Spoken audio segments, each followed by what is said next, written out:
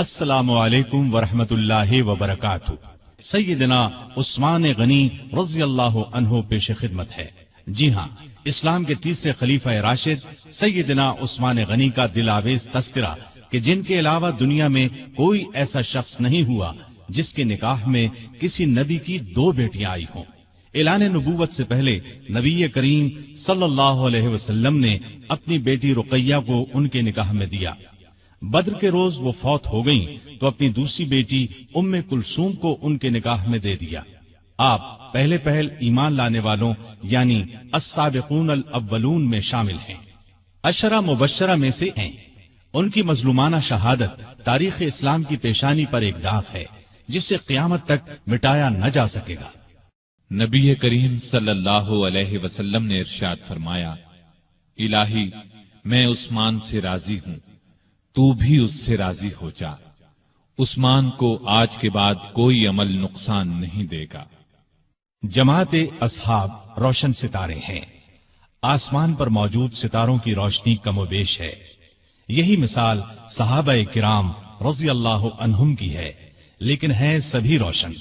ان میں سب سے نمایاں، سب سے روشن اور سب سے تابناک بہرحال پہلے 4 صحابہ رضی اللہ عنہم ہی ہیں۔ یہی پہلے 4 اصحاب خلفائے راشدین ہیں۔ عشرہ مبشرہ میں بھی سب سے پہلے انہی کا نام ہے۔ اسلام کا دامن شہادتوں سے مالا مال ہے۔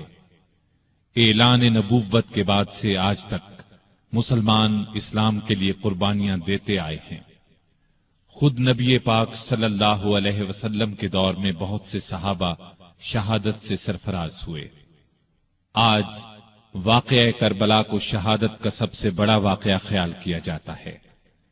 ایسا خیال کرنے والے سیدنا عثمان غنی رضی اللہ عنہ کی شہادت کے واقعے کو نظر انداز کر دیتے ہیں۔ سیدنا عثمان غنی رضی اللہ عنہ کی شہادت حد درجے مظلومانہ شہادت ہے۔ 40 دن تک فسادیوں نے ان کے گھر کو گھیرے رکھا۔ یہ سانحہ اس شخص کے ساتھ پیش آیا جسے نبی صلی اللہ علیہ وسلم نے دنیا میں جنتی ہونے کی بشارت سے نوازا۔ یکے بعد دیگرے اپنی 2 بیٹیاں ان کے نکاح میں دیں۔ اس کے علاوہ بھی جن کے فضائل بے شمار ہیں، وہ مسلمانوں کے تیسرے خلیفہ راشد تھے۔ اسلام کے لیے ان کی قربانیوں کی ایک طویل فہرست ہے، لیکن افسوس جب ہم تاریخ کے اوراق الٹتے ہیں تو ان کے صفحات پر اس جیسی ہستی کا بھی خون پھیلا نظر آتا ہے۔ سیدنا عثمان غنی رضی اللہ عنہ ہجری سال شروع ہونے سے 47 سال پہلے 576 عیسوی میں شہر مکہ میں پیدا ہوئے۔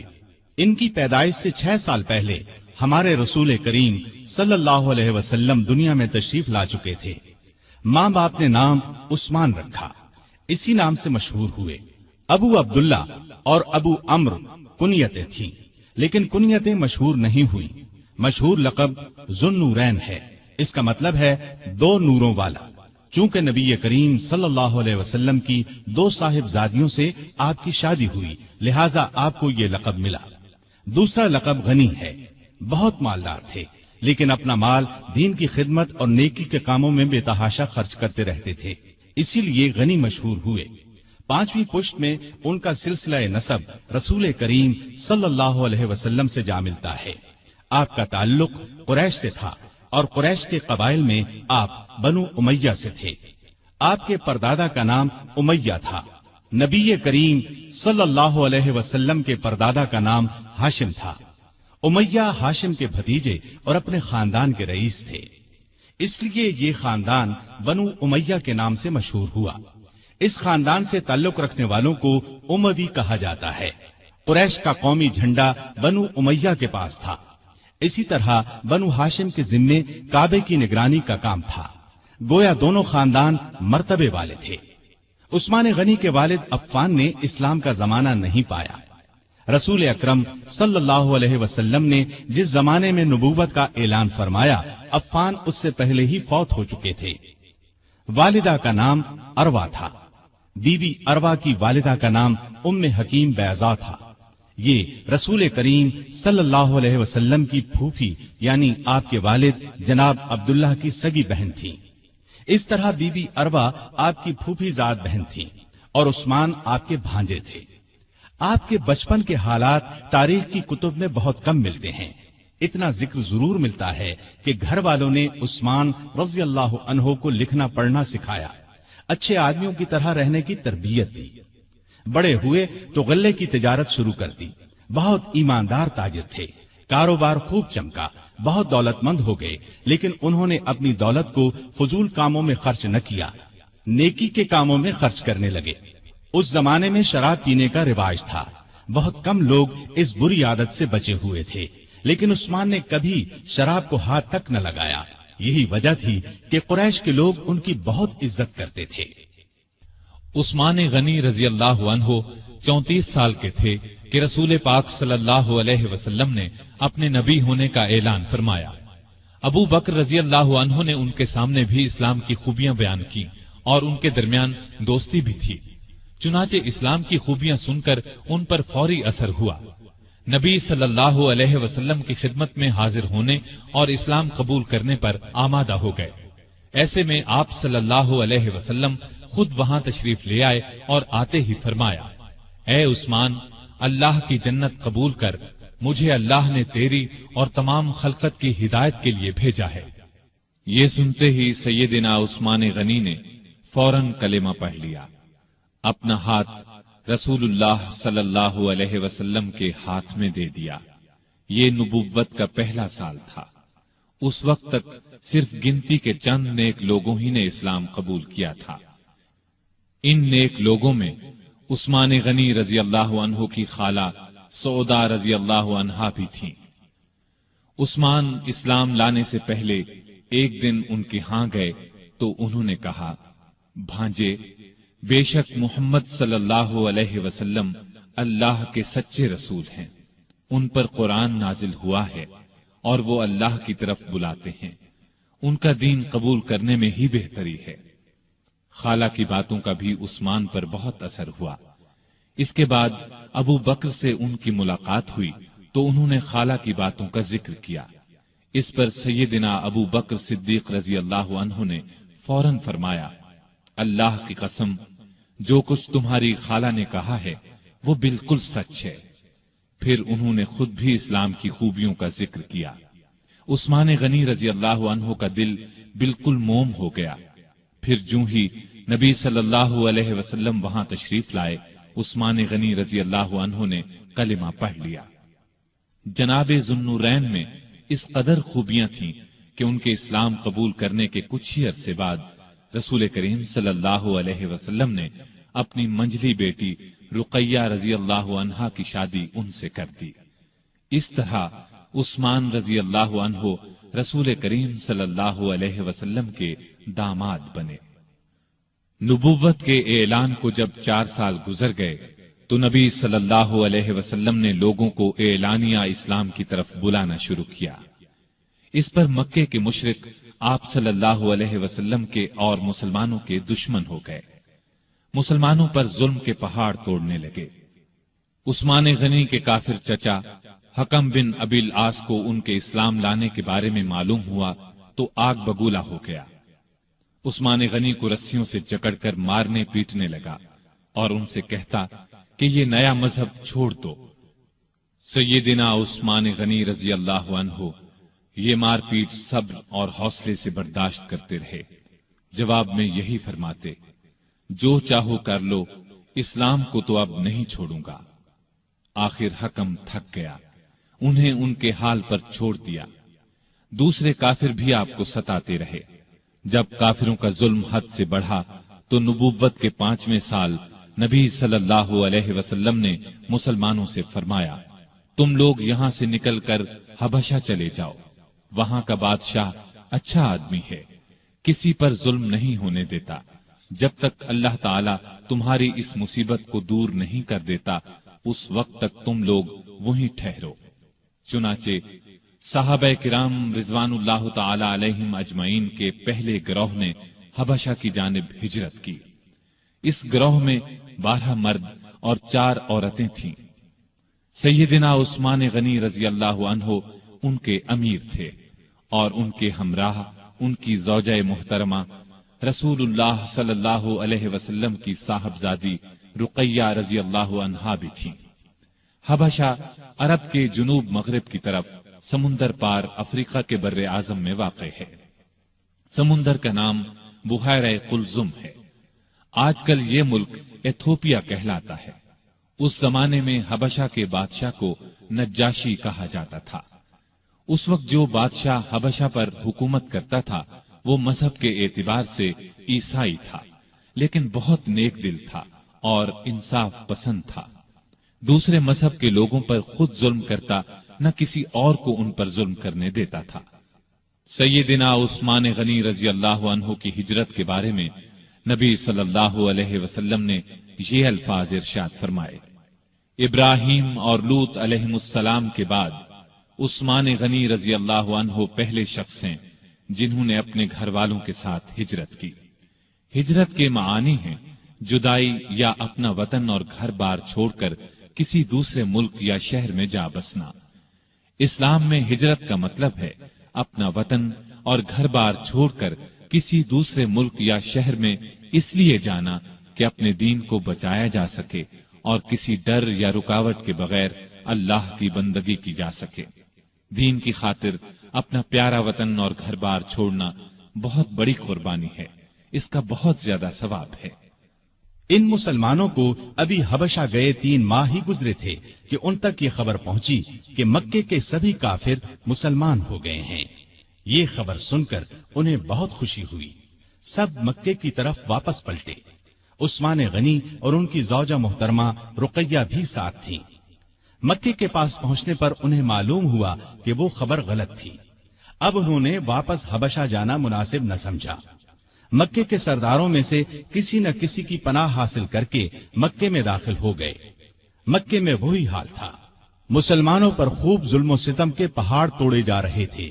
جب ان کی سختیاں حد سے بڑھ گئیں تو اگلے سال رسول کریم صلی اللہ علیہ وسلم نے پھر ہدایت فرمائی کہ مسلمان حبشہ کی طرف ہجرت کر جائیں۔ اس مرتبہ 102 مسلمان مرد اور عورتیں حبشہ کی طرف روانہ ہوئے۔ ان میں سیدنا عثمان غنی اور سیدہ رقیہ بھی تھے۔ یہ ان کی حبشہ کی طرف دوسری ہجرت تھی۔ حبشہ پہنچ کر یہ لوگ امن اور چین کی زندگی بسر کرنے لگے۔ قریش نے اپنے آدمی حبشہ بھیج کر کوشش کی کہ نجاشی ان لوگوں کو ان کے حوالے کر دے، لیکن اس نے ایسا کرنے سے انکار کر دیا۔ اس طرح یہ لوگ کئی سال وہاں رہے۔ نبی کریم صلی اللہ علیہ وسلم کے مدینے کی طرف ہجرت کرنے سے کچھ عرصہ قبل یہ پھر مکے پہنچے۔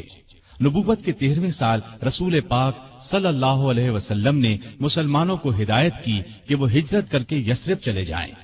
یثرب مکے کے شمال میں قریباً 421 کلومیٹر دور ایک بہت پرانا شہر تھا۔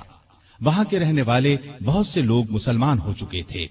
انہوں نے نبی کریم صلی اللہ علیہ وسلم کو یثرب آنے کی دعوت دی اور یہ عزم ظاہر کیا کہ وہ مرتے دم تک آپ کی حفاظت اور مدد کریں گے۔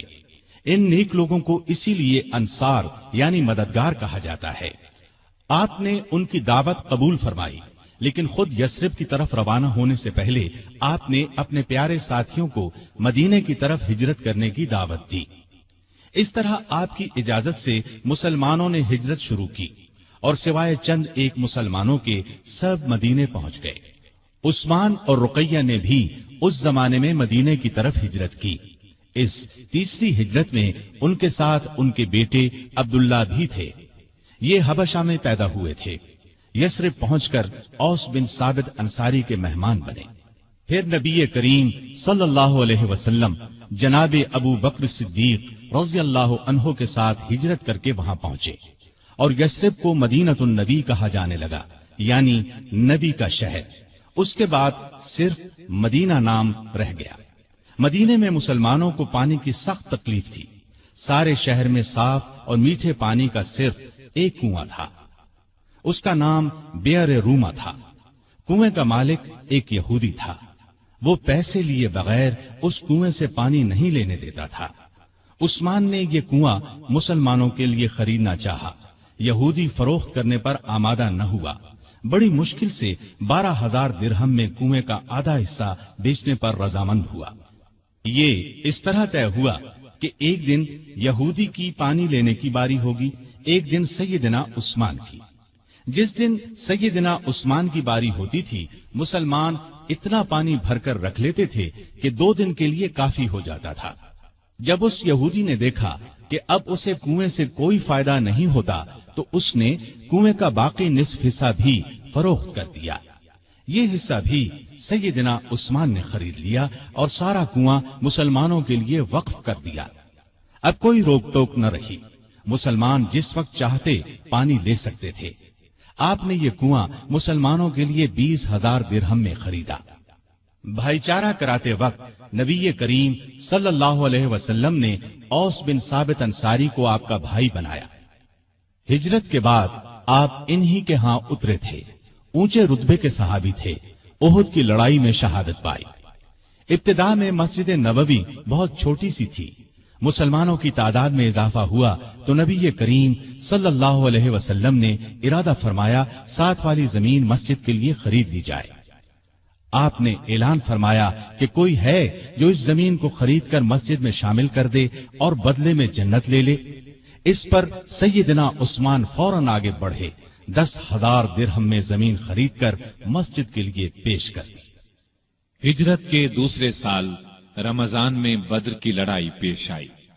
उस वक्त नबी सल्लल्लाहु अलैहि वसल्लम की प्यारी बेटी और उस्मान की ज़ौजा मुहतरमा सैयदा रुक़ैया रज़ी अल्लाहु अन्हा सख्त बीमार थीं। आप सल्लल्लाहु अलैहि वसल्लम ने उनकी देखभाल के लिए उस्मान रज़ी अल्लाहु अन्हु को मदीने में छोड़ा और उनसे फरमाया, तुम्हें उस शख्स के बराबर सवाब मिलेगा जो लड़ाई में शरीक होगा। तुम यहां रहकर रुक़ैया की तीमारदारी करो। आप सल्लल्लाहु अलैहि वसल्लम ने अपने एक और करीबी सहाबी उसामा बिन ज़ैद रज़ी अल्लाहु अन्हु को भी मदीने में छोड़ा ताकि वो तीमारदारी के सिलसिले में उस्मान रज़ी अल्लाहु अन्हु की मदद करें। जिस रोज बद्र का मारका हुआ और मुसलमानों को फतह नसीब हुई, उसी रोज मदीने में सैयदा रुक़ैया रज़ी अल्लाहु अन्हा का इंतकाल हुआ। सैयदना उस्मान गनी रज़ी अल्लाहु अन्हु को सैयदा रुक़ैया रज़ी अल्लाहु अन्हा की वफात से बहुत सदमा पहुंचा। नबी करीम सल्लल्लाहु अलैहि वसल्लम बद्र से वापस तशरीफ लाए। बेटी के इंतकाल की इत्तिला मिली। बहुत सदमा महसूस हुआ। आंखों से आंसू जारी हो गए। रुक़ैया रज़ी अल्लाहु अन्हा की कब्र पर तशरीफ ले गए। उस्मान गनी रज़ी अल्लाहु अन्हु को तसल्ली दी। माले गनीमत में से एक मुजाहिद के बराबर उन्हें हिस्सा दिया और फरमाया, तुम्हारा सवाब भी किसी दूसरे से कम नहीं है। सैयदा रुक़ैया रज़ी अल्लाहु अन्हा की वफात के बाद सैयदना उस्मान गनी रज़ी अल्लाहु अन्हु बहुत गमगीन रहने लगे। कहा करते थे, अफसोस, रसूलुल्लाह सल्लल्लाहु अलैहि वसल्लम से मेरा रिश्ता टूट गया।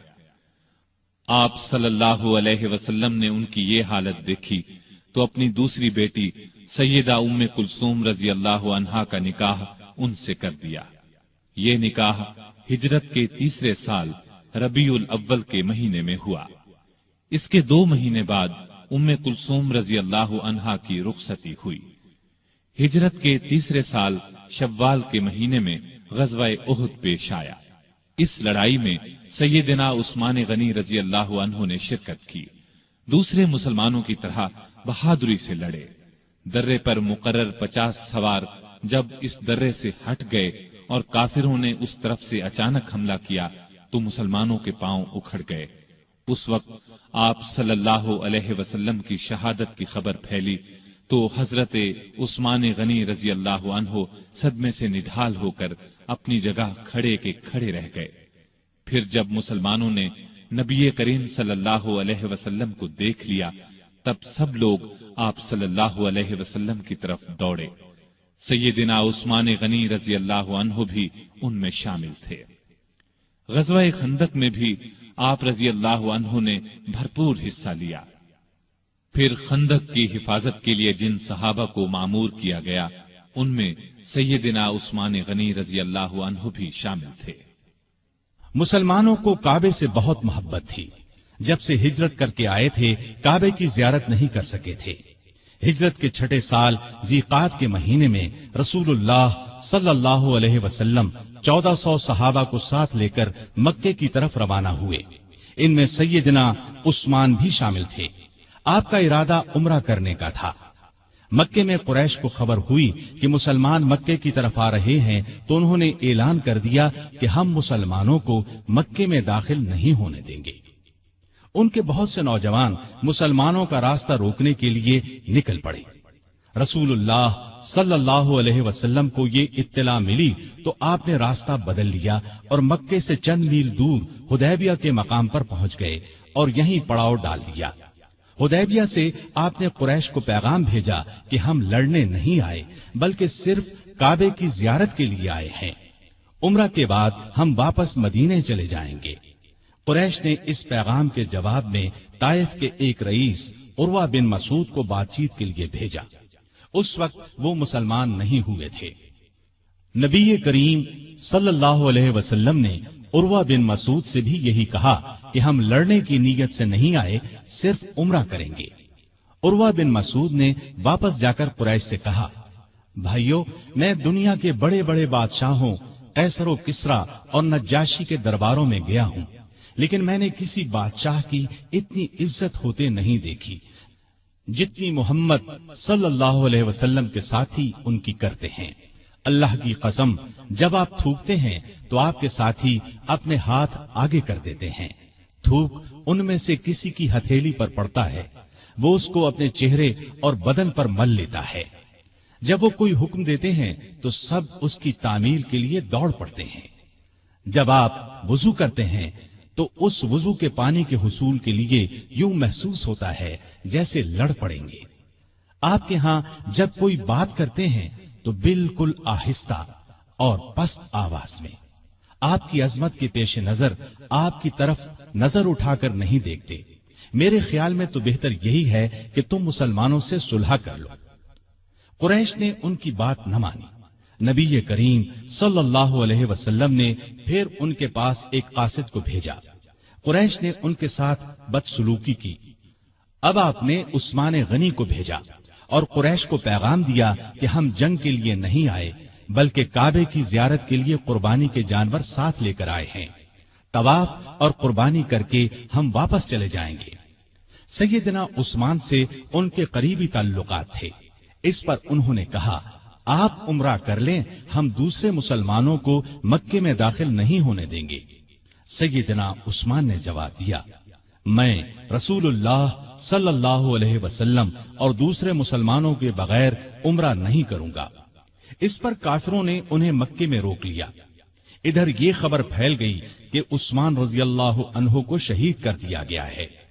سیدنا عثمان رضی اللہ عنہ کے واپس نہ آنے کی وجہ سے مسلمانوں کو بھی اس خبر پر یقین ہو گیا۔ انہیں شدید صدمہ ہوا، غصہ بھی بہت آیا۔ وہ سب کافروں سے بدلہ لینے کے لیے بے چین ہو گئے۔ حالت اس وقت یہ تھی کہ مسلمان صرف 1400 تھے، لڑائی کا سامان پاس نہیں تھا، ان کے پاس صرف تلواریں تھیں۔ دوسری طرف دشمن پوری تیاری کے ساتھ ان پر حملہ کر سکتا تھا۔ وہ ہزاروں تھے اور اپنے گھر میں تھے، لیکن نبی کریم صلی اللہ علیہ وسلم کا بھروسہ تو اپنے رب پر تھا۔ آپ نے ببول کے ایک درخت کے نیچے اپنے تمام صحابہ سے بیعت لی کہ عثمان کا بدلہ لینے کے لیے لڑیں گے، مرتے دم تک پیچھے نہیں ہٹیں گے۔ سیدنا عثمان کی طرف سے آپ نے خود اپنے ایک ہاتھ پر دوسرا ہاتھ رکھ کر بیعت کی۔ مطلب یہ کہ آپ نے اپنے دوسرے ہاتھ کو سیدنا عثمان کا ہاتھ قرار دیا اور فرمایا، اور یہ عثمان کا ہاتھ ہے۔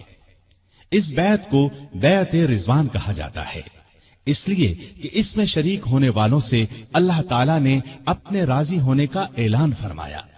یہ اعلان قرآن کریم کی سورہ فتح میں ہے۔ اللہ تعالیٰ نے فرمایا، لقد رضي الله عن المؤمنين إذ يبايعونك تحت الشجرة۔ اللہ مومنوں سے خوش ہو گیا جب وہ درخت کے نیچے تم سے بیعت کر رہے تھے۔ گویا جن لوگوں نے اس وقت یہ بیعت کی، اللہ ان سے خوش ہو گیا۔ اس سے بڑی خوش بختی اور کیا ہو سکتی ہے کہ اللہ خوش ہو جائے۔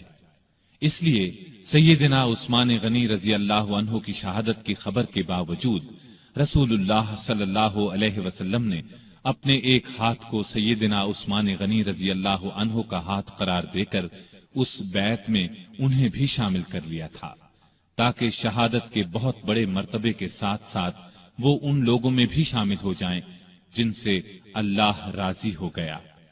بیعت کے بعد مسلمان لڑائی کی تیاری کر رہے تھے کہ عثمان غنی رضی اللہ عنہ وہاں پہنچ گئے۔ انہیں زندہ سلامت دیکھ کر مسلمان بہت خوش ہوئے۔ ادھر مسلمانوں کے جوش اور جذبے کی کیفیت دیکھ کر کافر مسلمانوں سے صلح پر آمادہ ہو گئے۔ انہوں نے چند شرائط پر مسلمانوں سے صلح کر لی۔ ایک معاہدہ لکھا گیا، اس میں یہ تمام شرائط درج کی گئیں۔ اس معاہدے کا نام صلح حدیبیہ مشہور ہوا اور یہ بیعت رضوان کے نام سے مشہور ہوئی۔ معاہدے کی ایک شرط یہ بھی تھی کہ اس سال مسلمان عمرہ کیے بغیر چلے جائیں۔ اگلے سال ذی-قعدہ کے مہینے میں قریش 3 دن کے لیے مکے سے نکل جائیں گے، مسلمان ان دنوں میں عمرہ کر لیں۔ چنانچہ آپ صلی اللہ علیہ وسلم تمام صحابہ کے ساتھ واپس چلے گئے۔ بیعت رضوان کے بعد عثمان غنی رضی اللہ عنہ خیبر کی لڑائی میں شریک ہوئے۔ یہ لڑائی ہجرت کے 7ویں سال محرم کے مہینے میں پیش آئی۔ فتح کے بعد رسول اللہ صلی اللہ علیہ وسلم نے سیدنا عثمان غنی رضی اللہ عنہ کو خیبر میں زمین کا ایک حصہ عنایت فرمایا۔ ہجرت کے 8ویں سال نبی کریم صلی اللہ علیہ وسلم 10,000 صحابہ کے ساتھ مکے کی طرف روانہ ہوئے۔ ان میں سیدنا عثمان غنی بھی شامل تھے۔ مکے کی فتح کے بعد حنین کی لڑائی میں بھی عثمان غنی رضی اللہ عنہ نے شرکت کی۔ اس کے بعد تبوک کی لڑائی کا واقعہ پیش آیا۔ روم کا بادشاہ مدینے پر حملہ کرنا چاہتا تھا۔ نبی کریم صلی اللہ علیہ وسلم نے آگے بڑھ کر اس کا مقابلہ کرنے کا ارادہ فرمایا۔ آپ صلی اللہ علیہ وسلم نے ارد گرد سے بھی مدد کے لیے مسلمانوں کو بلا لیا۔ اس طرح ایک بڑا لشکر جمع ہو گیا۔ اتنے بڑے لشکر کے لیے خوراک، ساز و سامان، ہتھیاروں اور سواریوں کا انتظام ایک مسئلہ تھا۔ اس لیے نبی کریم صلی اللہ علیہ وسلم نے مسلمانوں سے دل کھول کر چندہ دینے کا اعلان کیا اور فرمایا کہ ایسا کرنے والوں کے لیے جنت ہے۔ مسلمانوں نے اس موقع پر ایک دوسرے سے بڑھ چڑھ کر حصہ لیا۔ سیدنا ابو بکر رضی اللہ عنہ گھر کا سارا سامان لے آئے۔ سیدنا عمر فاروق رضی اللہ عنہ گھر کا نصف سامان لے آئے۔ عبد الرحمن بن عوف رضی اللہ عنہ نے 40,000 درہم دیے۔ باقی صحابہ نے بھی جتنا زیادہ سے زیادہ ممکن تھا روپیہ اور سامان دیا۔ عورتوں نے اپنے زیور اتار کر ڈھیر کر دیے۔ اس روز سیدنا عثمان غنی رضی اللہ عنہ نے تو حد ہی کر دی۔ ہوا یہ کہ عثمان غنی رضی اللہ عنہ نے ملک شام کے لیے ایک قافلہ تیار کیا تھا جس میں پالان اور کجاوے سمیت 200 اونٹ تھے۔ تقریباً 30 کلو کے قریب چاندی تھی۔ آپ نے یہ سب صدقہ کر دیا۔ اس کے بعد پھر 100 اونٹ پالان اور کجاوے سمیت صدقہ کیا۔ اس کے بعد 1000 دینار جو تقریباً 5.5 کلو سونے کے برابر ہے نقد لے کر آئے اور انہیں نبی کریم صلی اللہ علیہ وسلم کی آغوش مبارک میں بکھیر دیا۔ رسول اللہ صلی اللہ علیہ وسلم انہیں الٹتے پلٹتے جاتے تھے اور فرماتے جاتے تھے، آج کے بعد عثمان جو بھی کریں انہیں ضرر نہ ہوگا۔ اس کے بعد سیدنا عثمان غنی رضی اللہ عنہ نے پھر صدقہ کیا اور صدقہ کیا، یہاں تک کہ ان کے صدقے کی مقدار نقدی کے علاوہ 900 اونٹ اور 100 گھوڑوں تک جا پہنچی۔ غزوہ تبوک کے سفر کے موقع پر بھی عثمان رضی اللہ عنہ ساتھ تھے۔ واپسی پر ام کلثوم رضی اللہ عنہا چند دن بیمار رہ کر وفات پا گئیں۔ نبی صلی اللہ علیہ وسلم اور عثمان رضی اللہ عنہ کو شدید صدمہ پہنچا۔ ہجرت کا 24واں سال شروع ہونے سے 3 دن پہلے دوسرے خلیفہ سیدنا عمر فاروق رضی اللہ عنہ فجر کی نماز پڑھا رہے تھے کہ ایرانی غلام ابو لؤلؤ فیروز نے ان پر خنجر سے وار کیے۔ اس پر وہ سخت زخمی ہو گئے۔ جب انہیں بچنے کی کوئی امید نہ رہی تو 6 صحابہ کے نام تجویز کیے اور فرمایا کہ ان میں سے کسی ایک کو خلیفہ چن لینا۔ ان 6 صحابہ کے نام یہ ہیں: عثمان، علی، طلحہ، زبیر، عبد الرحمن بن عوف اور سعد بن ابی وقاص رضی اللہ عنہم۔ سیدنا عمر فاروق رضی اللہ عنہ نے 1 محرم کو وفات پائی۔ اس کے بعد 2 دن تک خلافت پر بات ہوتی رہی۔ آخر سیدنا عثمان غنی رضی اللہ عنہ کو خلیفہ چن لیا گیا۔ خلافت کے وقت عمر 70 برس سے زیادہ تھی۔ اپنی شہادت تک تقریباً 12 سال خلیفہ رہے۔ اس عرصے میں کئی نئے ملک اور علاقے فتح ہوئے۔ اسلامی حکومت کا رقبہ لاکھوں مربع میل بڑھ گیا۔ ایک شاندار بحری بیڑا تیار ہوا۔ ان کے زمانے میں آذربائیجان سیدنا خالد بن ولید رضی اللہ عنہ کے ہاتھ پر دوبارہ فتح ہوا۔ اسی طرح آرمینیا فتح ہوا۔ 27 ہجری کو سیدنا عبداللہ بن سعد بن ابی سرح رضی اللہ عنہ نے افریقہ پر چڑھائی کی۔ اس طرح طرابلس، قبرص، تبرستان اور جرجان کے علاقے فتح ہوئے۔ 29 ہجری میں تو گویا فتوحات کا سیلاب ہی آ گیا۔ کچھ علاقوں نے عمر رضی اللہ عنہ کی شہادت کے بعد بغاوت شروع کر دی تھی، ان کو بھی دوبارہ فتح کیا گیا۔ چنانچہ فارس، مرو، بلخ اور ہرات تک سارے علاقے فتح کر لیے گئے۔ سیستان، تخار، ترکستان فتح ہوئے۔ ترکستان ایران اور چین کے درمیان واقع ہے۔ طالقان، فاریاب اور جزجان کو سخت لڑائیوں کے بعد فتح کیا گیا۔ بہت سے علاقے اسلام کے پرچم تلے آ گئے، یہاں تک کہ اسلامی حکومت کی سرحد چین کی سرحد سے جا ملی۔ ایک سالار عبد الرحمن بن سمرہ رضی اللہ عنہ بلوچستان تک آ پہنچے اور اس کے بڑے حصے پر قبضہ کر لیا۔ اس زمانے میں بلوچستان نام کا کوئی صوبہ نہیں تھا۔ اس علاقے کو سندھ کا حصہ سمجھا جاتا تھا۔ پھر پورے ایران کو فتح کر لیا گیا۔ کابل سمیت وہ تمام علاقے اسلامی حکومت میں شامل ہو گئے جو آج کل افغانستان، بلوچستان اور وسط ایشیا کا حصہ ہیں۔ ایران میں آئے دن بغاوتیں ہوتی رہتی تھیں۔ اس کی وجہ یہ تھی کہ ایران کا آخری آتش پرست حکمران یزدگرد ابھی زندہ تھا۔ سیدنا عمر فاروق رضی اللہ عنہ کے زمانے میں وہ بھاگ کر ترکستان چلا گیا تھا۔ سیدنا عثمان غنی رضی اللہ عنہ کے دور میں وہ خراسان اور پھر سیستان پہنچا۔ مسلمانوں کے خلاف بغاوت کی، لیکن اسلامی لشکر نے دونوں جگہ اس کی بغاوت کو کچل دیا۔ خود یزدگرد ایک پنچکی والے دیہاتی کے ہاتھوں مارا گیا۔ یہ واقعہ عثمان غنی رضی اللہ عنہ کی خلافت کے 8ویں سال پیش آیا۔ اس کے بعد ایران میں بغاوتوں کا سلسلہ رک گیا۔ اس کے بعد روم کے بادشاہ کانسٹینس نے شام اور مصر پر حملے کا ارادہ کیا۔ وہ 500 جنگی جہازوں کے بحری بیڑے کے ساتھ اسلامی ساحلوں کی طرف بڑھا، لیکن اسلامی لشکر نے اسے زبردست لڑائی کے بعد شکست فاش دی۔ رومی دم دبا کر بھاگے۔ بھاگنے والوں میں ان کا بادشاہ بھی تھا۔ اس جنگ کو مستولوں والی جنگ کہا جاتا ہے۔ اس طرح رومیوں کا غرور خاک میں مل گیا۔ رومی بحری بیڑے کا روب ہمیشہ کے لیے خاک میں مل گیا۔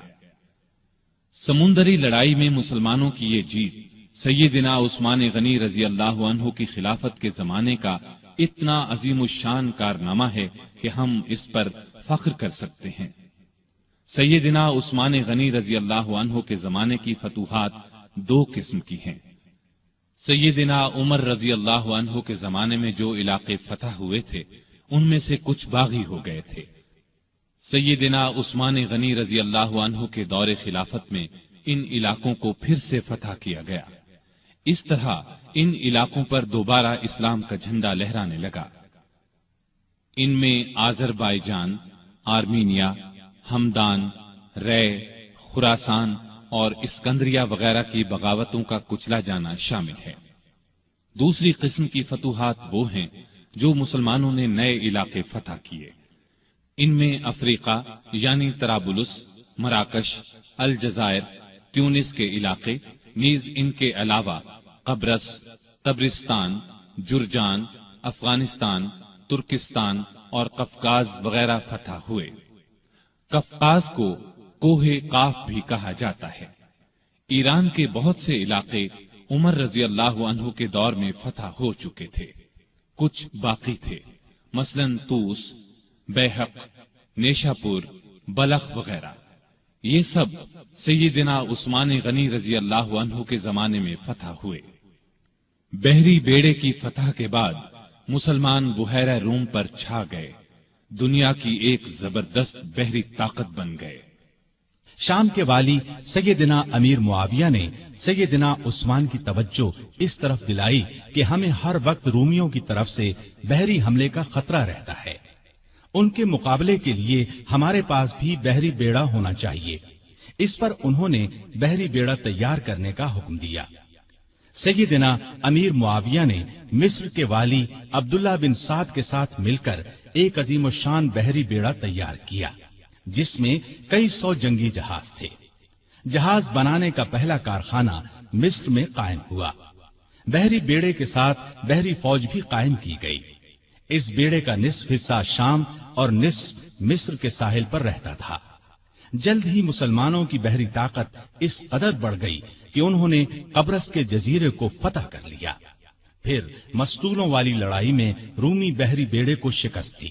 یہ شکست اس قدر زبردست تھی کہ پھر مدت دراز تک رومیوں کو اسلامی ملکوں پر حملہ کرنے کی جرت نہ ہوئی۔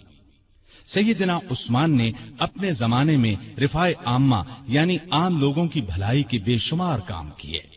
ان میں سے کچھ یہ ہیں: نجد کے راستے پر ایک شاندار سرائے بنوائی، اس کے ساتھ ایک چھوٹا سا بازار بسایا، میٹھے پانی کا ایک کنواں کھدوایا۔ خیبر کی طرف سے کبھی کبھار سیلاب آتا تھا، مدینے سے کچھ فاصلے پر ایک بند تعمیر کرا دیا تاکہ سیلاب کا رخ مدینے کی طرف نہ ہو۔ نہریں کھدوا کر بھی اس کا رخ موڑا گیا۔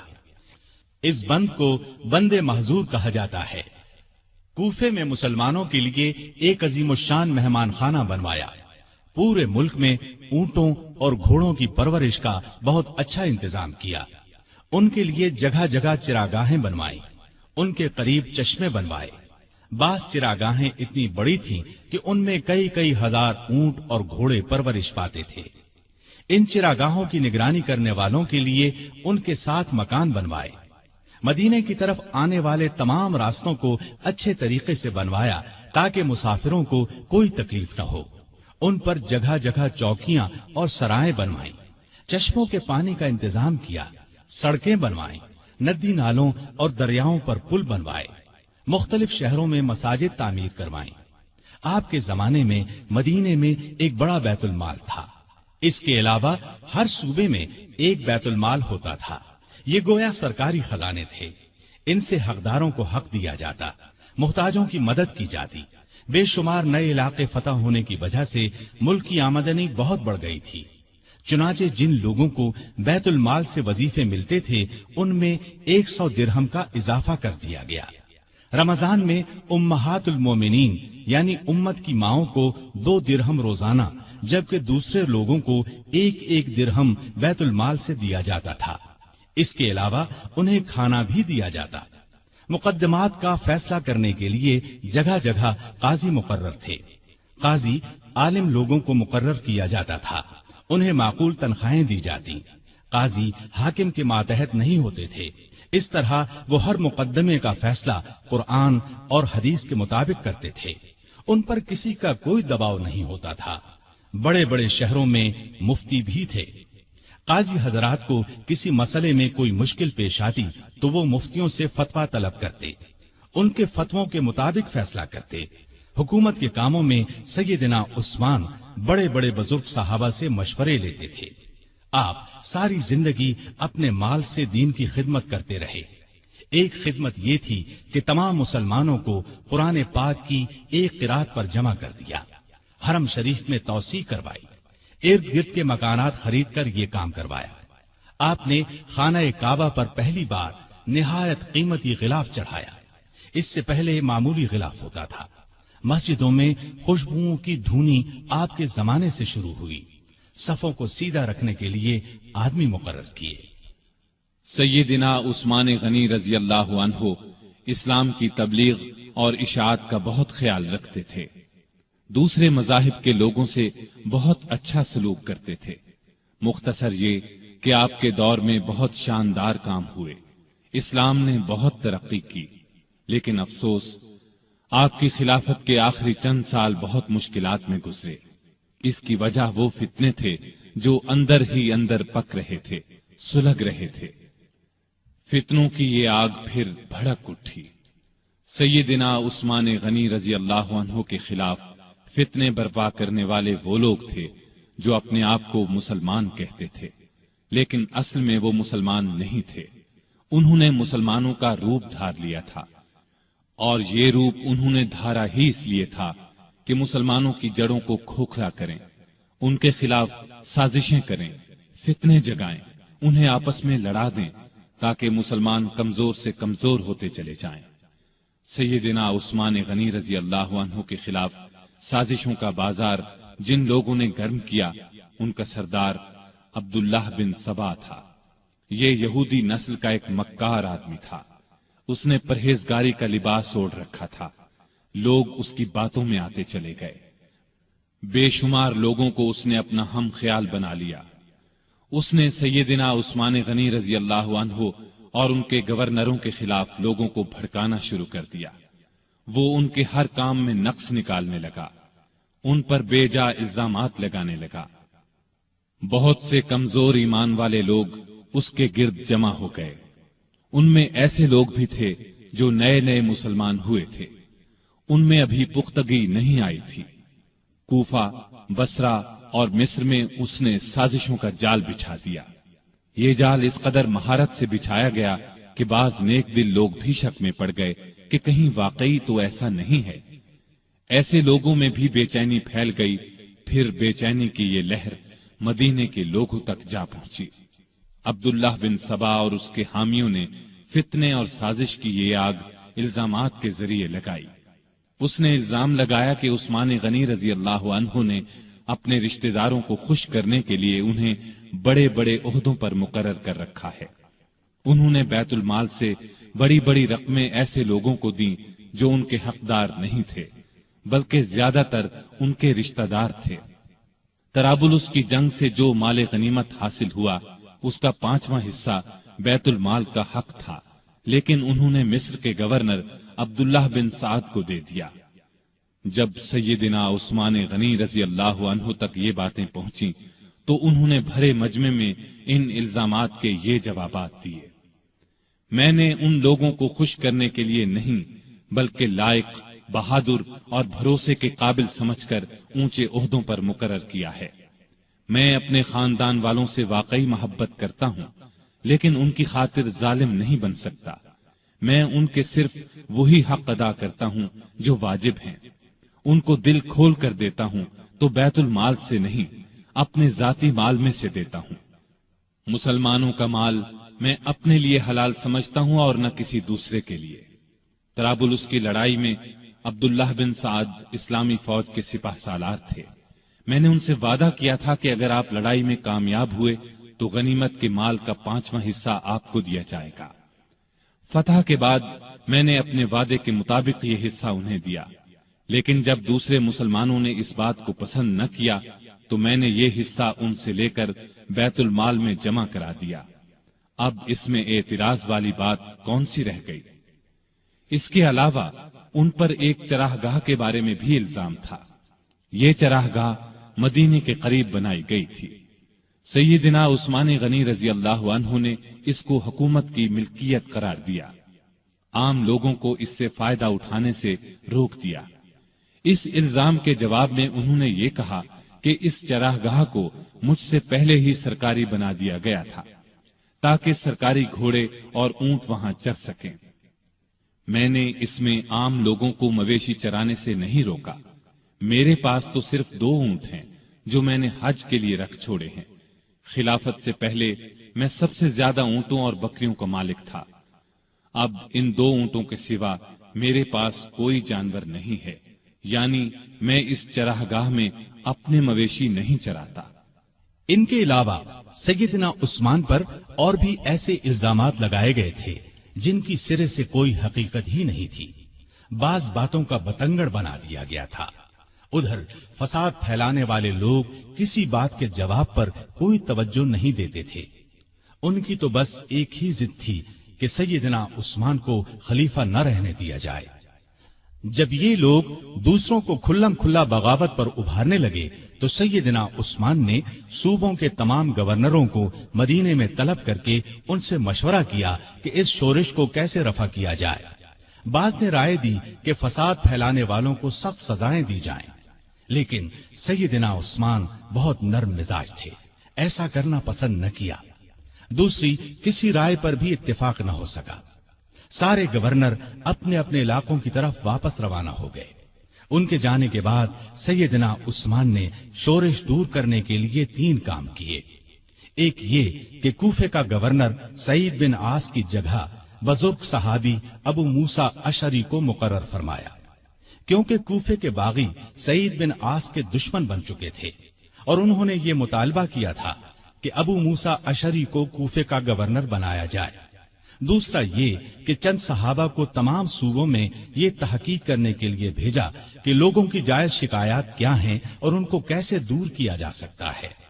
تیسرا یہ کہ ملک بھر میں اعلان کرا دیا کہ جس کسی کو مجھ سے یا میرے کسی حاکم سے کوئی شکایت ہو وہ حج کے موقع پر پیش کرے، میں یہ شکایت دور کر دوں گا اور ظالم سے مظلوم کا حق دلاؤں گا۔ جس وقت سیدنا عثمان حالات کو سدھارنے کی یہ کوششیں فرما رہے تھے، عین اس وقت دوسری طرف مصر، کوفہ اور بصرہ کے سازشی لوگوں نے آپس میں خطوط لکھ کر خفیہ طریقے سے طے کیا کہ اچانک مدینے پہنچ کر سیدنا عثمان سے تلوار کے زور پر اپنے مطالبات منوائے جائیں۔ آخر یہ لوگ جن کی تعداد ہزاروں میں تھی ایک ہی وقت مدینے پہنچے۔ شہر سے 2-3 میل دور پڑاؤ ڈالا۔ پہلے ان لوگوں نے مدینے کے سب سے بزرگ صحابہ علی، طلحہ، زبیر اور سعد بن ابی وقاص رضی اللہ عنہم کو اپنے ساتھ ملانے کی کوشش کی، لیکن چاروں نے ان کا ساتھ دینے سے انکار کر دیا۔ اس کے بعد سیدنا علی جناب عثمان کی طرف سے باغیوں کے پاس گئے اور ان کے ایک ایک الزام کا جواب دے کر انہیں واپس جانے کی ترغیب دی، ساتھ ہی انہیں یقین دلایا کہ سیدنا عثمان تمہارے جائز مطالبات ماننے کے لیے تیار ہیں۔ اس پر سارے باغی واپس جانے پر رضامند ہو گئے اور اپنے اپنے علاقے کی طرف روانہ ہو گئے۔ اس واقعے کو چند ہی روز گزرے تھے کہ ایک دن مدینے کی گلیاں گھوڑوں کی ٹاپوں اور انتقام کی آوازوں سے گونج اٹھی۔ لوگ گھبرا کر باہر نکلے۔ انہوں نے دیکھا کہ مصری باغیوں کی جماعت پھر واپس آ گئی ہے۔ سیدنا علی آگے بڑھے اور ان سے واپس آنے کا سبب پوچھا تو انہوں نے جواب دیا کہ ہم واپس جا رہے تھے، راستے میں ایک شخص کو دیکھا جو مدینے کی طرف سے آ رہا تھا اور بڑی تیزی سے مصر کی طرف جا رہا تھا۔ ہمیں اس کی چال ڈھال سے شبہ گزرا، روک کر اس کی تلاشی لی تو اس کے پاس سے ایک خط ملا۔ وہ خط مصر کے گورنر کے نام تھا۔ خط امیر المومنین عثمان کی طرف سے تھا۔ اس میں انہوں نے لکھا تھا کہ جو لوگ مدینے سے مصر واپس آ رہے ہیں ان سب کو قتل کر دیا جائے۔ خط پر سیدنا عثمان کی مہر بھی لگی تھی۔ اس خط کو دیکھ کر ہم نے سمجھ لیا کہ ہمارے ساتھ دھوکہ کیا جا رہا ہے۔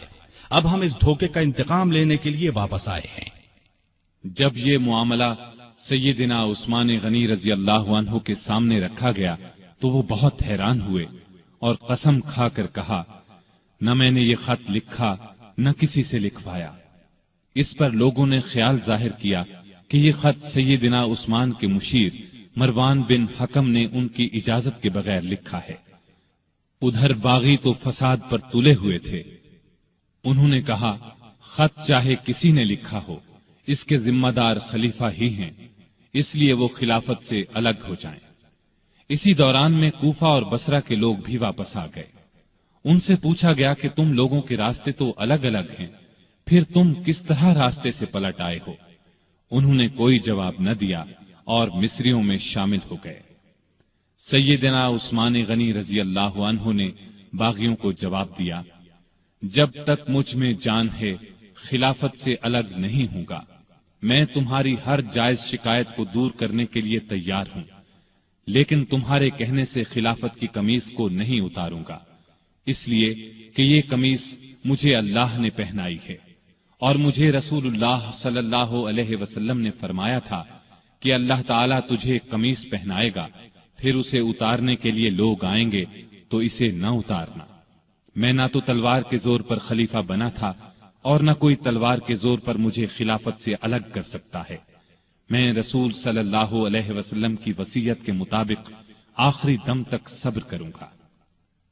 ان کا یہ جواب سن کر سارے باغی آگے بڑھے اور امیر المؤمنین سیدنا عثمان غنی کے گھر کو گھیرے میں لے لیا۔ باغیوں نے ان کے گھر کو کئی دن تک گھیرے میں رکھا۔ ان دنوں میں ان ظالموں نے بہت گھٹیا حرکات کی، ان کے گھر میں پانی اور خوراک تک جانے سے روک دیا۔ ایک روز ام المؤمنین سیدہ ام حبیبہ رضی اللہ عنہا نے کھانے پینے کی کچھ چیزیں لے کر سیدنا عثمان غنی تک جانے کی کوشش کی، لیکن ظالم باغیوں نے ان کی بے ادبی کی اور آگے نہ جانے دیا۔ ایک روز سیدنا علی رضی اللہ عنہ نے اپنے چند آدمیوں کے ذریعے پانی کی 3 مشکیں بھجوائیں۔ ان آدمیوں کو باغیوں نے روکا، لیکن وہ لڑ بھیڑ کر اور کئی زخم کھا کر پانی کی مشکیں اندر لے جانے میں کامیاب ہو گئے۔ 1-2 بار پڑوس کے گھروں سے بھی خوراک اور پانی کی مدد پہنچی، لیکن یہ اتنی کم ہوتی تھی کہ بڑی مشکل سے 1-2 دن گزرتے تھے۔ مدینے میں جتنے بھی بزرگ اور جلیل القدر صحابہ موجود تھے، ان سب نے باغیوں کو بہت سمجھایا، لیکن باغیوں نے ان کا بھی لحاظ نہ کیا، کوئی بات نہ مانی۔ خود امیر المؤمنین سیدنا عثمان غنی رضی اللہ عنہ نے کئی مرتبہ باغیوں کو سمجھانے کی کوشش کی، مکان کی چھت پر جا کر کئی مرتبہ ان کے سامنے بہت با اثر تقاریر کی، انہیں یاد دلایا کہ رسول اللہ صلی اللہ علیہ وسلم جب مدینے تشریف لائے تھے تو مسجد نبوی کے لیے جگہ تنگ تھی۔ آپ نے اعلان فرمایا تھا کہ جو شخص مسجد کے لیے زمین خریدے گا اسے جنت میں جگہ ملے گی۔ میں نے ہی یہ جگہ خرید کر مسجد میں شامل کی تھی، لیکن آج تم مجھے اس مسجد میں نماز پڑھنے سے روکتے ہو۔ ہجرت کے بعد سارے مدینے میں بس ایک ہی کنواں تھا۔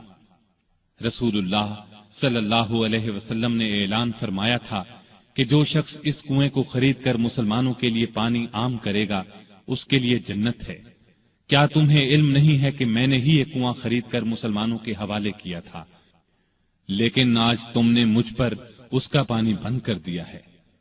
رسول اللہ صلی اللہ علیہ وسلم کے ساتھ میرا کیا تعلق تھا، کیا تم یہ بھی نہیں جانتے؟ ان کی یہ تمام باتیں بھی پتھر دل باغیوں کو ہلا نہ سکی۔ ان ظالموں نے امیر المؤمنین کے مکان کو آنے والے تمام راستوں پر پہرے بٹھا دیے تاکہ مدینے کے لوگ ان کی مدد کو نہ پہنچ سکیں۔ پھر بھی 700 بہادر مسلمان ہتھیار لگا کر کسی نہ کسی طرح سیدنا عثمان غنی رضی اللہ عنہ کے پاس پہنچ گئے اور امیر المؤمنین سے کہا، اگر آپ اجازت دیں تو ہم ان باغیوں سے لڑیں۔ اس پر عثمان غنی رضی اللہ عنہ نے فرمایا، میں تم لوگوں کو اللہ کا واسطہ دیتا ہوں کہ کوئی شخص میرے لیے اپنا خون نہ بہائے۔ اس پر چند نوجوانوں کے سوا نہ چاہتے ہوئے بھی باقی لوگ واپس چلے گئے۔ سیدنا عثمان غنی رضی اللہ عنہ نے یہ بھی پسند نہ فرمایا کہ رسول اللہ صلی اللہ علیہ وسلم کے شہر کو چھوڑ کر کسی دوسرے شہر چلے جائیں۔ وہ تمام مصیبتیں صبر اور شکر سے برداشت کرتے رہے، لیکن گوارا نہ کیا کہ لوگ ان کی خاطر ایک دوسرے کا خون بہائیں۔ ادھر مدینے میں یہ ہو رہا تھا، ادھر مکے میں حج ہو رہا تھا۔ اکثر لوگ حج کے لیے گئے ہوئے تھے۔ باغی بھی یہ سوچ رہے تھے کہ حج کے بعد لوگ مدینے کا رخ کریں گے اور موقع ہاتھ سے نکل جائے گا، چنانچہ وہ سیدنا عثمان کے قتل کا مشورہ کرنے لگے۔ سیدنا عثمان کو ان کے ارادے کی خبر ہوئی تو انہوں نے مکان کی چھت پر کھڑے ہو کر باغیوں کے سامنے یہ تقریر کی، لوگو، آخر تم مجھے کس جرم میں قتل کرنا چاہتے ہو؟ اسلام 3 صورتوں کے علاوہ کسی مسلمان کے قتل کرنے کی اجازت نہیں دیتا، یا تو وہ اسلام لانے کے بعد اس سے پھر جائے، یا شادی کے بعد بدکاری کرے، یا کسی کو جان بوجھ کر قتل کرے۔ اللہ کی قسم میں نے ان تینوں میں سے کوئی گناہ نہیں کیا، پھر تم میرے خون کے پیاسے کیوں ہو؟ باغیوں پر اس تقریر کا بھی کوئی اثر نہ ہوا۔ انہوں نے 18 ذوالحج 35 ہجری کو امیر المومنین کے مکان پر حملہ کر دیا۔ گھر کے بڑے دروازے پر حسن بن علی، عبداللہ بن زبیر، محمد بن طلحہ رضی اللہ عنہم اور کچھ دوسرے نوجوان پہرا دے رہے تھے۔ انہوں نے باغیوں کا زبردست مقابلہ کیا اور زخم کھا کر بھی انہیں اندر داخل نہ ہونے دیا۔ اب 4 باغی ساتھ کے ایک مکان کے ذریعے دیوار پھاند کر اندر داخل ہو گئے۔ اس وقت سیدنا عثمان روزے سے تھے اور قرآن پاک کی تلاوت کر رہے تھے۔ ظالموں نے لوہے کی ایک سلاخ، نیزے اور تلوار سے ان پر وار کیے۔ ان کی زوجہ محترمہ سیدہ نائلہ انہیں بچانے کے لیے آگے بڑھیں تو تلوار کے وار سے ظالموں نے ان کی انگلیاں کاٹ دیں۔ اس طرح ظالموں نے 82 سالہ نہتے امیر المومنین سیدنا عثمان رضی اللہ عنہ کو شہید کر دیا۔ انا للہ و انا الیہ راجعون۔ انہیں شہید کر دیا جنہوں نے اپنے آپ کو بچانے کے لیے ان کا خون بہانا پسند نہیں فرمایا تھا، ورنہ وہ فوج بلا کر ان سب کو قتل کروا سکتے تھے۔ ان کا خون قرآن کے ان الفاظ پر گرا، فَسَيَكْفِيكَهُمُ اللَّهُ۔ وہ جمعے کے دن کا تیسرا پہر تھا۔ ان کی شہادت کی خبر سن کر لوگ سناٹے میں آ گئے۔ ان کے گمان میں بھی نہیں تھا کہ بات یہاں تک پہنچ جائے گی۔ جنازہ رات کے وقت لے جایا گیا، ڈر تھا کہ باغی ناش کی بے حرمتی نہ کریں۔ اس مظلوم شہید کو بقیع الغرقد المعروف جنت البقیع میں دفن کیا گیا۔ آپ بہت خوبصورت تھے، ہمیشہ صاف ستھرا لباس پہنتے تھے، لیکن ایسا لباس نہیں پہنتے تھے جس سے غرور پیدا ہو۔ گھر کے افراد کو بھی ایسا لباس نہیں پہننے دیتے تھے۔ غذا عام طور پر سادہ اور نرم کھاتے تھے۔ اپنی روزی کپڑے اور غلے وغیرہ کی تجارت سے کماتے تھے۔ بہت دیانتدار اور کامیاب تاجر تھے۔ اپنی دولت اللہ کے راستے میں لٹاتے رہتے تھے۔ بہت زیادہ صفائی پسند تھے۔ جس دن سے مسلمان ہوئے تھے ہر روز غسل فرماتے تھے۔ خوشبو بہت پسند تھی۔ فرض نمازوں اور روزوں کی سختی سے پابندی کے علاوہ نفلی عبادت بھی بہت کرتے تھے۔ اکثر تیسرے دن روزہ رکھتے، رات کو صرف اتنا کھاتے کہ انسان زندہ رہ سکے۔ بعض اوقات تو ساری رات عبادت میں گزار دیتے۔ قرآن مجید کی تلاوت کا بہت زیادہ شوق تھا۔ تلاوت کے بغیر کوئی دن نہ گزرتا تھا۔ ہر سال حج کے لیے جاتے، آخری سال باغیوں کے محاصرے کی وجہ سے نہ جا سکے۔ لکھنا پڑھنا جانتے تھے، وحی کی کتابت بھی کرتے تھے۔ وحی نازل ہوتی تو اکثر نبی کریم صلی اللہ علیہ وسلم انہیں لکھنے کے لیے بلاتے۔ قرآن کے بہت بڑے عالم اور حافظ تھے۔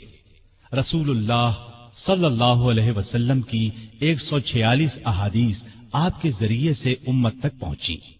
شریعت کے مسائل سے بخوبی واقف تھے۔ لوگ ان سے مسئلے پوچھتے تھے۔ نبی کریم صلی اللہ علیہ وسلم کی دوسری بیٹی سیدہ ام کلثوم کی وفات کے بعد آپ نے کچھ اور نکاح بھی کیے۔ 9 یا 7 بیٹیاں اور 8 بیٹے ہوئے۔ 2 بیٹے بچپن ہی میں فوت ہو گئے۔ ان کے ایک بیٹے ابان نے شہرت پائی، بنو امیہ کی حکومت میں اونچے عہدوں پر کام کیا۔ حیا سیدنا عثمان میں بہت زیادہ تھی، حتیٰ کہ فرشتے بھی ان سے حیا کرتے تھے۔ اللہ کا خوف بہت تھا، موت، قبر اور قیامت کا ہر وقت خیال رہتا۔ آپ کی سخاوت انتہا کو پہنچی ہوئی تھی۔ کوئی دن ایسا نہیں گزرتا تھا جس میں وہ خیرات نہ کرتے ہوں۔ وہ اللہ تعالی کے اس ارشاد کی مکمل تصویر تھے۔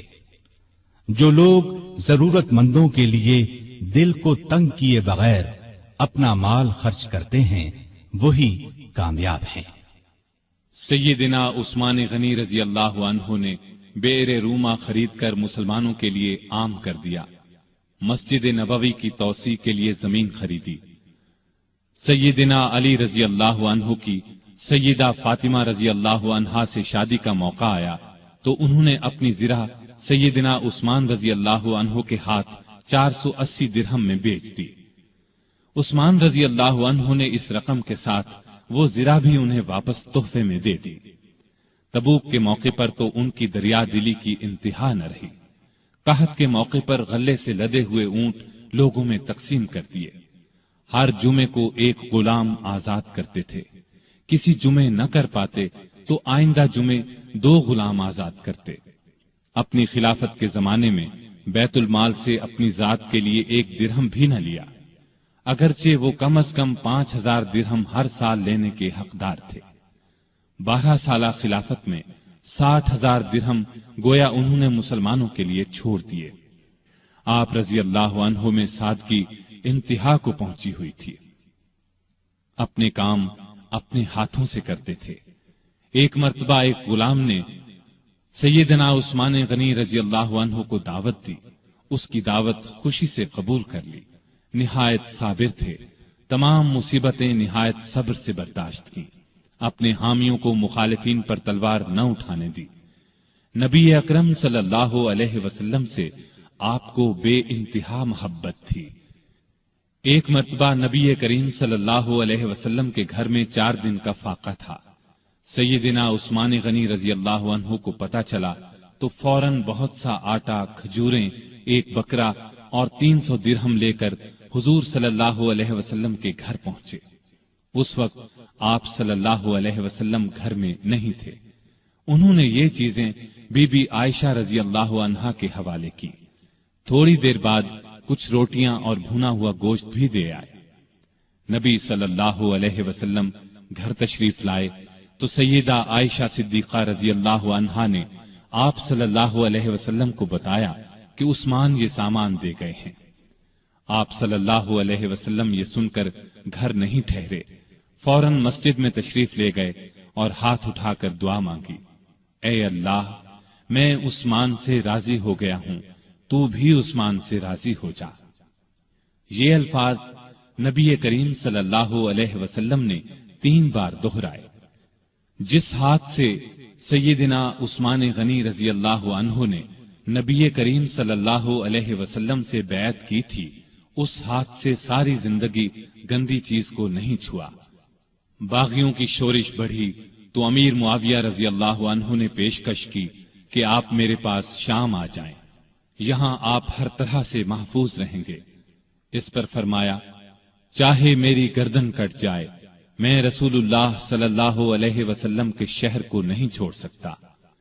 نبی کریم صلی اللہ علیہ وسلم کو بھی آپ سے اتنی ہی محبت تھی، اس لیے اپنی 2 بیٹیاں آپ کے نکاح میں دیں۔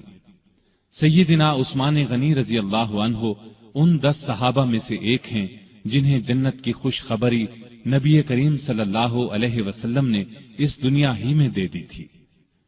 رسول اللہ صلی اللہ علیہ وسلم کا یہ بھی فرمان ہے، عثمان رضی اللہ عنہ جنت میں میرے ساتھی ہیں۔ سیدنا عثمان غنی رضی اللہ عنہ کے چند قول یہ ہیں، اس نے اللہ کا حق نہیں جانا جس نے لوگوں کا حق نہیں جانا۔